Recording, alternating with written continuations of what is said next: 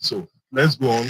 Definitely the engineers and various consultants engage on the process will do their due diligence and execute to the best standards. So major equipment expected on the site: tower cranes, definitely concrete pumps, concrete batching plants. We have tower cranes, tower lights, survey equipment, concrete pumps. These are the basic ones. Let's go to the next one first. And site facility.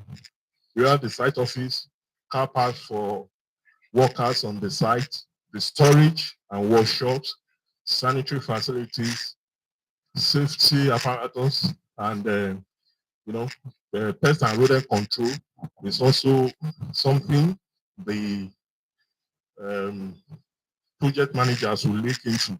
For those of us that may possibly know the location, the site office has been prepped for action. Some of the basic office items, especially office building, temporary porter cabin, has been installed there, awaiting government approvals to start the project. So go back. So expected construction waste, they are equally listed. Let's go. Soil condition, a reputable firm, geotechnical firm has been engaged, and they have given the project management what the soil profile looks like. And it is on that basis that every design, especially for building and construction, has been based. Structural materials, definitely concrete will be used, reinforcement bars will be used, steels will be used, and every of these materials are in line with what the Nigerian Building Code has specified. And indeed, if you know the pedigree, going by the pedigree of the project tower as well as LSDDC, they are going beyond what the minimum specified in our Nigerian building. So we can go on. All this will be taken care of. Let's talk a little bit about stormwater. There is sufficient capacity for discharge of water into surrounding channel, especially at the construction phase. A connection manhole will be provided within the development, and there will be pumps, controls where there is overflow. This picture is just showing us the available alignment to connect to discharge stormwater. The one that is within the site is going to be protected, and that part is kept free in the design. It will be landscaped to conform to the overall use. While the public channel, the one that is going from the south and is discharging at the Five Cowrie Creek, is there, is open, and in fact is dissecting the two parcels of the site into two. So it will be maintained, it will be unobstructed. Power supply, the engineering team, they have done a good job. Definitely, no developer will want his project to fail, and we have to take into consideration that high net worth clients are being expected to key into this project. So power supply distribution, let's go on. Water, just go on. Which other services? They are top notch, and they are both considered the Nigerian certifications and codes as well as international. I observed for the electrical works that in the architectural drawing there are spaces for electric vehicle charging ports. Those are positioned in the car parks, That is where the world is going. Foul drainage style will be developed to monitor that. Chilled water system, that's building us definitely to work on to have air conditioning installed. They have considered various options and they are searching for chilled water system on some floors and VRH system on some other floors. Fresh air, those that can come in naturally will be allowed. Those that will be mechanically supported also will be will be incorporated. The sustainability and green status of Lagos Apartmentt Hotel in in in terms of orientation and layout, it was already designed to maximize energy required for cooling, heating, and electrical use. Water use is to be minimized. There's a component of rainwater harvesting. Energy use also will be minimized. Efficient use of plants and machineries. Where the building, the certification being pursued is the excellence in design for greater efficiency edge classification. So it has to affect the design. It has already affected the design. The construction will follow the same trend as well as the maintenance. And that is in agreement with the standard reportage FEH as laid over the years. So project program, it will extend between 2025.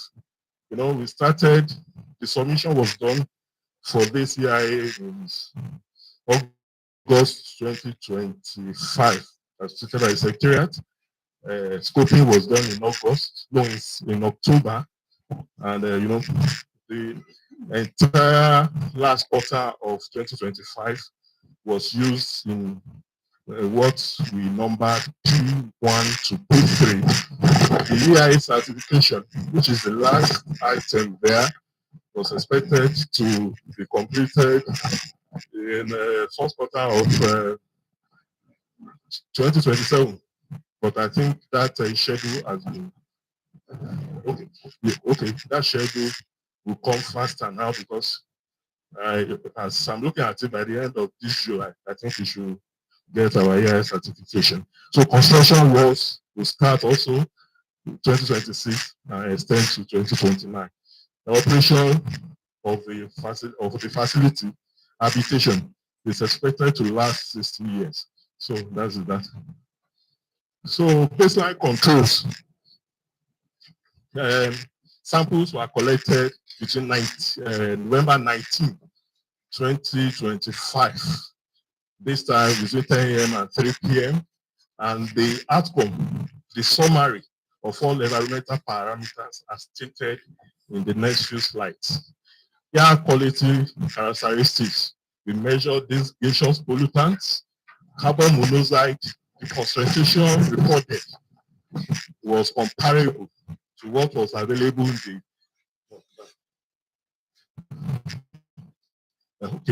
was comparable was available within the larger environment. There was no significant spatial variation and there was no pollution experienced. Next, carbon monoxide observed levels are typical of developed environments and remain within the applicable Federal Ministry of Environment guideline values. Oxygen too, there is no oxygen depletion in the study area. We go to these sampling locations. Next slide. Suspended particulate matter, the PM 2.5 is within control below the World Bank standard, as well as the PM10 values. They are also within the regulated standards. Ambient noise measurement, also within the standard specified for 8 hours exposure. Whole body vibration, the vibrations levels as described in the second bullet there, they were rather intermittent than continuous, and they don't pose any significant risk in terms of human comfort, occupational exposure, and structural integrity. We go to ionizing radiation. The measured values were below the recommended public exposures too. Those are the values there, and they were rated against the Nigerian Nuclear Regulatory Authority values. To non-ionizing radiation, the measurements were significantly below International Commission on non-ionizing radiation as well. So, flora, yes, there are vegetations, as has been stated, and the plants, those are the species we meant on ground. These species are typical of sites, especially in Lagos State, and they do not represent rare, endemic, or protected flora. To the fauna species, reptilia, insects, arthropods, and birds. Lizards can be seen everywhere, but since it's a site that is close to a major traffic corridor, birds and other types, except the lizards, are not too many in that on that site. So next slide. Groundwater assessment. This was just two key concerns on the site are elevated turbidity, increased total play count, and total coliform levels in the project site boreholes. So the conclusion of the study was that the basic water treatment measures will correct those ones. Soil assessment, the summary is, and the conclusion is that the soil is suitable for construction. The physical, chemical, metallic properties and parameters also comply with regulatory limits. I sincerely believe that most of us will subsequently have access to the report so that you can see the figures and the details of the site work in this regard. So physical infrastructures, the ASIS, Victoria Land, they are well served with electricity facility, water supply facility is also available for that corridor. We move to the next slide. Telecommunications. In fact, we used to refer to Victoria Land as the headquarters of all telecommunication companies in Nigeria. So you can imagine that the corridor and the project site is equally well served. Solid waste generation and management, they are equally served. Well, I do not forget the fact of the challenge being experienced in Lagos at the moment, but those ones are temporary. I believe the government will fix that as soon as possible. Road transportation, the project site is well connected. 2 roads can serve it. In fact, it can increase to 3 roads in case of emergency. There's Kofu and Bayomi Road that are both Eko towers that can even be used in terms of emergencies. Security and safety, as far as possible, Victoria Land stands as one of the most protected areas in Lagos State, and that situation will remain for a while. Economic infrastructure, they are abundant, and Zumba Badu, which the project faces, is well known for that. Akin Adeshola also have myriads of economic infrastructure that will serve the project and every occupant of the facility. Stakeholders consultation engagement. I think this is one part of the project that really takes the time of the consultant. And judging from the 8 months between the time we had the scoping workshop and this presentation, a significant amount of time was utilized to get views of all that are concerned of this project. And most importantly, we have to wait for them, even if they say they are not ready to hear us at a point in time. We have to wait for them so that their views will be incorporated. Those that the consultation engagement carried out, the scoping workshop was the first official one. Sorry. It's also a combined stakeholders engagement. We moved to Eko resident and social executives, and public surveys at various locations. These are the dates that these were undertaking. The public survey last year between December 2025 and April 16th of this year. Meeting with Eko Court residents and Eko Court executives. They were just a day appointment, but I tell you, even to get that day's appointment is quite an Herculean task. But at the end, we achieved it, and that's where we are presenting this report at this time. So these are just pictures of two critical ones that we had. And I might also state that maybe unlike other EIAs you have witnessed and you have assessed, these consultations were done by the very top of both the EIA consulting team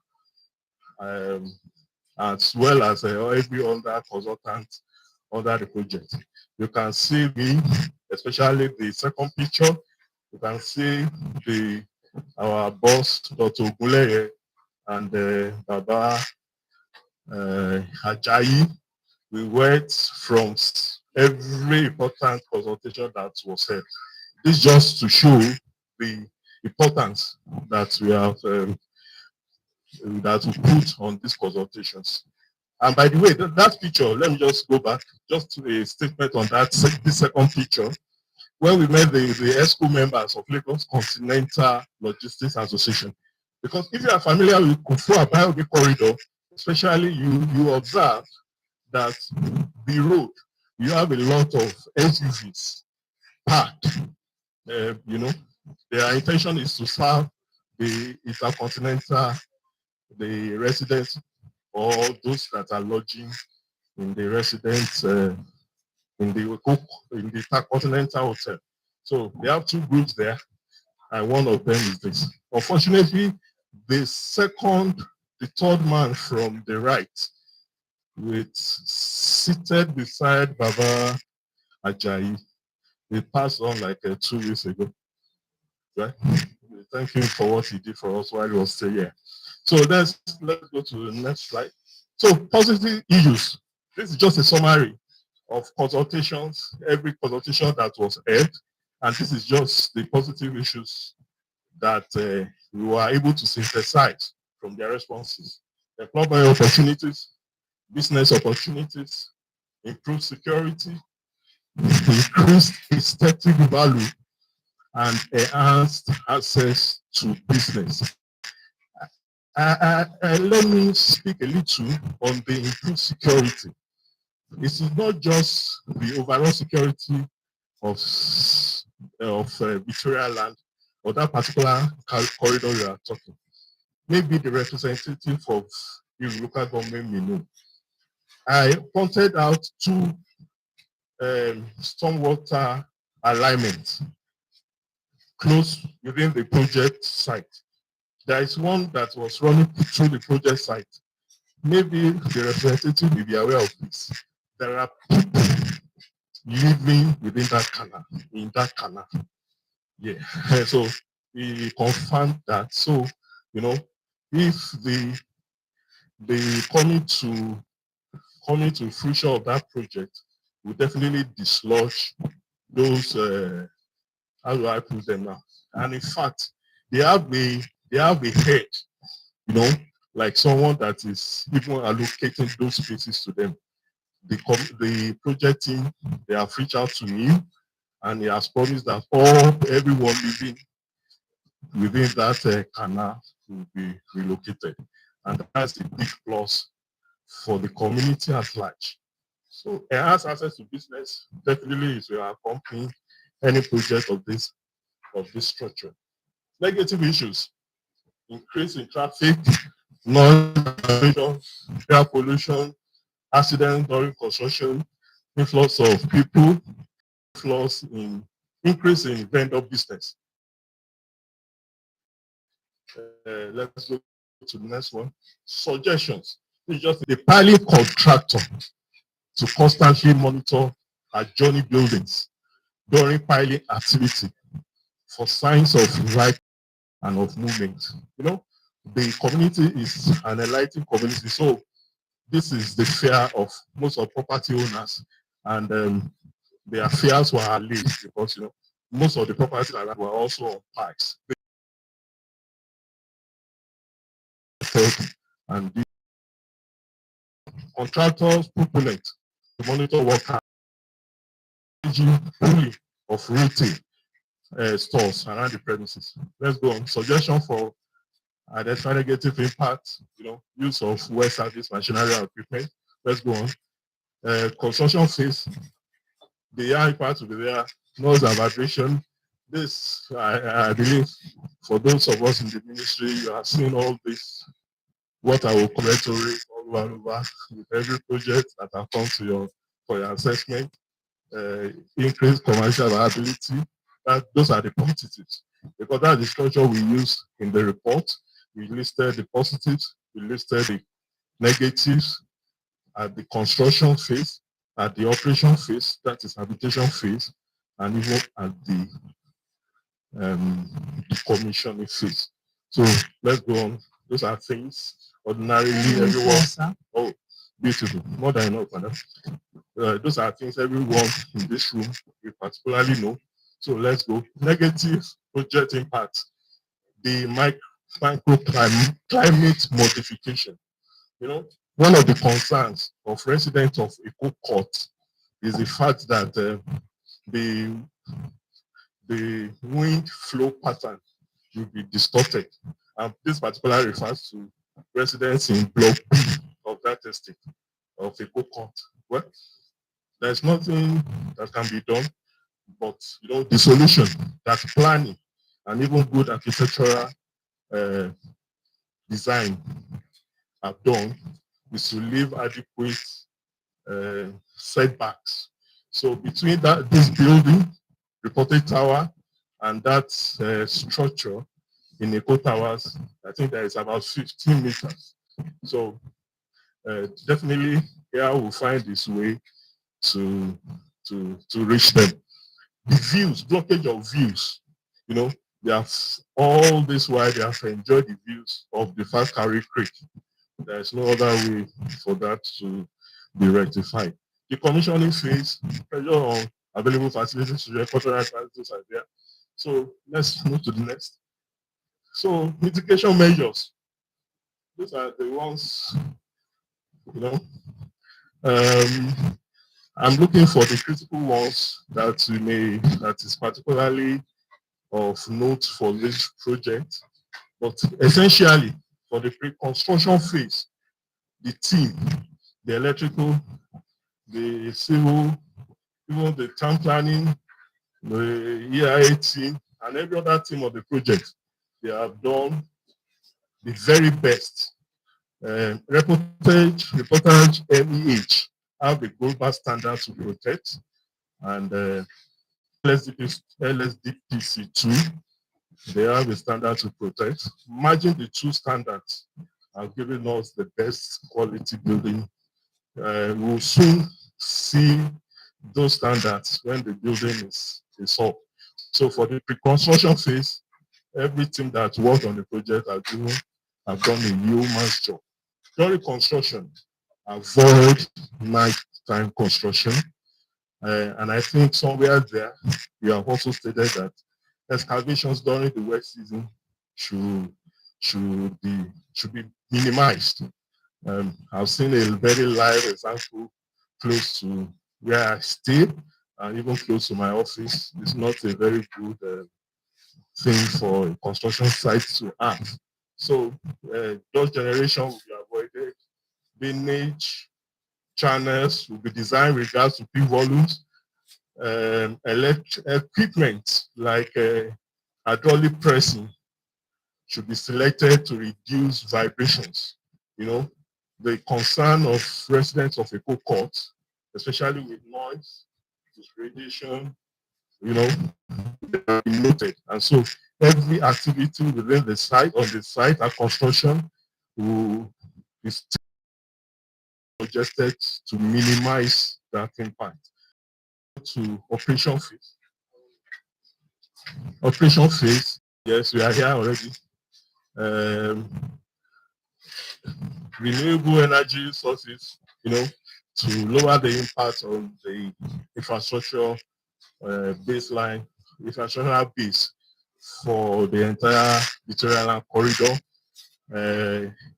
Use clean fuels, solar and wind energy sources. Those are already incorporated. Efficient equipment too, that's part of it.